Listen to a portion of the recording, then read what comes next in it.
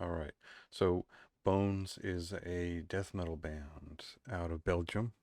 They formed roughly, what was it, about a decade ago. They put out, well, so this is one of those bands. I've run into quite a few of these over the years, and it's a pretty normal sort of cycle.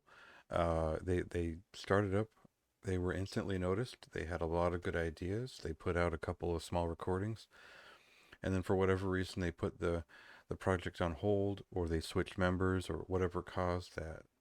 There was a gap between getting ready for that first full length and putting out a bunch of smaller releases. In terms of Bones, this was uh, a raw old school death metal band from the early 2010s, and as such, we really get well, let's say, I mean, we get the sort of autopsy-esque sound that you would expect. It was very much a movement at the time where we were moving from the odd old school death metal band kicking up a lot of dust in the late 2000s as people sort of reacted away from the technical progressive side of things, and you got a lot more fans interested in the revival of the old school death metal sound. So these guys were around kind of at the peak of that starting up, the first wave, the sort of the first big deal. It wasn't, but you know what I mean. When people started paying attention, bands like this were around. And yeah, I mean, a lot of people didn't treat them with much more notice than a little bit of an autopsy-esque sound. They're obviously pretty young kids at the time. Uh, they're quite good early releases, but at some point they had a major shift where, um, at some point, I think it was 2016 or somewhere like that, uh, uh, one of the members left to revive his old band. Well, it's a speed metal band called Butcher, Butcher, um, who are much better known now. I think they're on Osmos Productions now, and they put out two records that are quite good. I think in 2017 and 2021 or somewhere around there.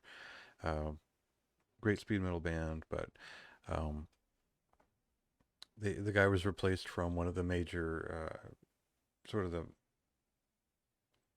one of the members of Witch Trail, one of my favorite bands from the last several years.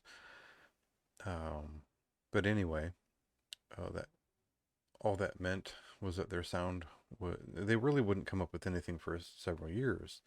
Now that Witch Trail is disbanded, uh, it seems like it was time to pick this band back up, and they sort of worked things back up to speed. And we got Gate of Night in 2020, and again, I sort of compared them to Autopsy. Uh, Now, really, what we're hearing is something closer to Vorum or Sadistic Intent or Morbid Angel, early Morbid Angel.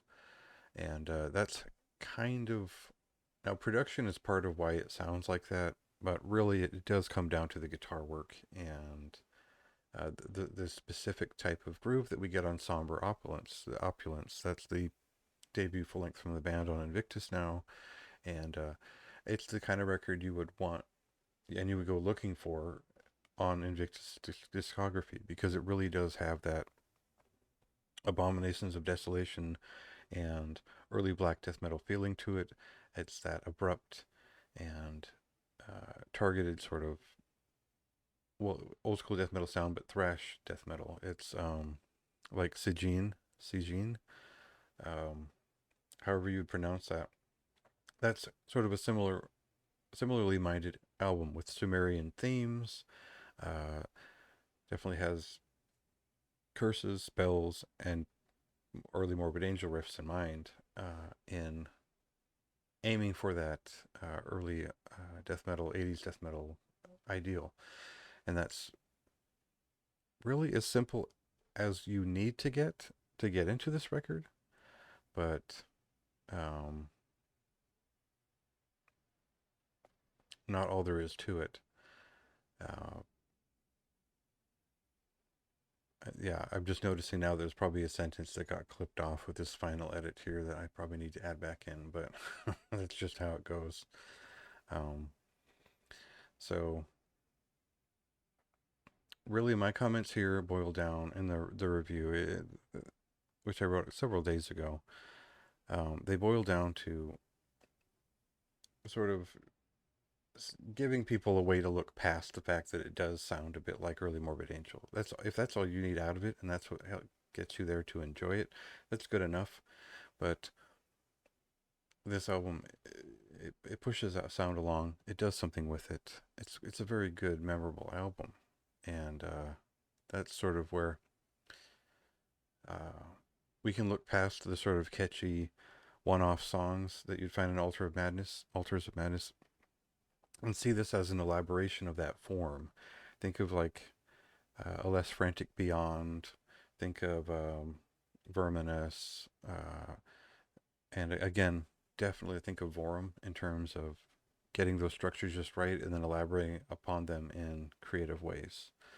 Um, so a lot of there's some pretty good releases on Invictus sort of discography that are included in that realm.